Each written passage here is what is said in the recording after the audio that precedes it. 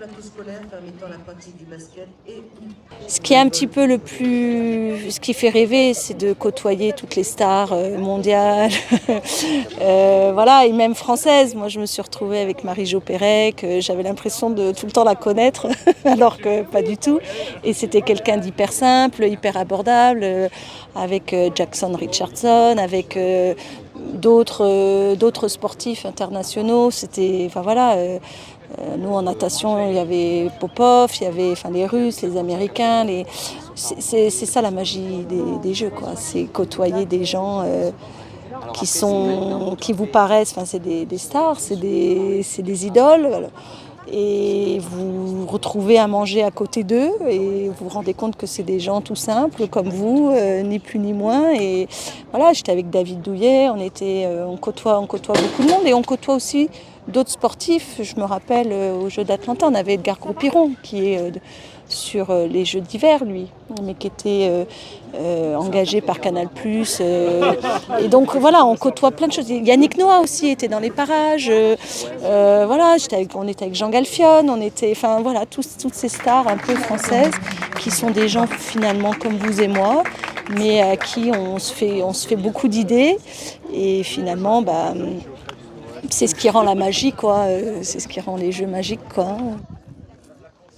Pour l'année d'Atlanta, pour la cérémonie d'ouverture, en fait, il faut savoir qu'avant de rentrer dans le stade olympique où il y a le défilé des athlètes, on est stocké dans un autre stade. Là, c'était un stade de baseball, en l'occurrence à Atlanta. Et on nous appelle au fur et à mesure pour arriver. Sauf que là, ils nous ont appelés très, très en retard. On était vraiment super en retard. Et notre porte-drapeau, c'était Marie-Josée Pérec. Et il a fallu qu'on se tape un sprint entre les deux stades pour arriver à l'heure sur l'ouverture, donc sur le défilé de la France au moment de la cérémonie d'ouverture. Donc, j'ai ce souvenir mémorable où tout le monde est en panique parce que bien sûr ils veulent vivre ce moment unique, où d'ailleurs les autres années c'est super long, on est squatté dans des couloirs pendant longtemps, on chante la Marseillaise et tout ça. Là on n'a pas eu le temps, notre entraîneur était enceinte, en plus elle n'en pouvait plus et on est arrivé et on avait une descente comme ça à Atlanta, donc on est arrivé par le haut, il a fallu ralentir, on s'est pris cette bouffée avec tous ces spectateurs et cette magie, cet enthousiasme, se trouver tout petit dans cet immense stade. En plus moi j'avais 17 ans, donc ça c'est vrai que c'était des jeux mémorables pour ça. Après c'est la médaille olympique que j'ai pu partager à l'autre Olympiade avec Myriam Lignot, l'unique médaille olympique française, j'espère qu'il y en aura d'autres, mais tous les moments aussi où on partage avec les autres sportifs, parce que quand on est dans le bâtiment français, on voit partir les autres et on les encourage, on dit allez maintenant c'est à toi, ou c'est eux de la fenêtre qui nous font un petit signe, tous ces petits moments-là dans le self aussi où on rencontre Carl Lewis, voilà, des noms énormes du sport et on les côtoie à côté, c'est génial, c'est vraiment un moment unique. aujourd'hui c'était il y a 20 ans. Le jour des Jeux Olympiques, le directeur technique national, il faut dire qu'à Sydney, 4 ans auparavant, je ne m'étais pas réveillée pour les Jeux.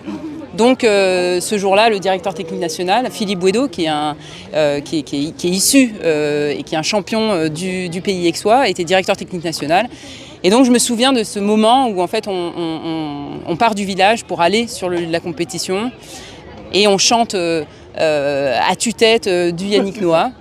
Et je vais vous dire que encore récemment, la semaine dernière, je présentais le concours de conseiller technique et pédagogique supérieur au ministère des Sports. Et bien, pour me mettre en condition, pour aller faire cette orale, qu'est-ce que j'ai fait ? J'ai réécouté cette chanson qui m'avait finalement permis de me mettre dans le bain pour les Jeux. Et au final, c'est ça qu'on voit, c'est que ce sont des expériences qui nous construisent, quoi, qui nous façonnent et qui nous donnent beaucoup de confiance pour la vie, pour se sentir capable à la fois de réussir, mais aussi qui nous permettent d'avoir des opportunités finalement tout le temps, de pouvoir rebondir après les échecs qui n'en sont pas, qui ne sont que construction. Et ça, je pense que c'est une chance pour quelqu'un de savoir qu'on a ces ressources-là, à la fois de pouvoir briller quand ça marche, mais à la fois aussi pour rebondir quand ça ne marche pas forcément, ou en tout cas qu'on croit que ça ne fonctionne pas.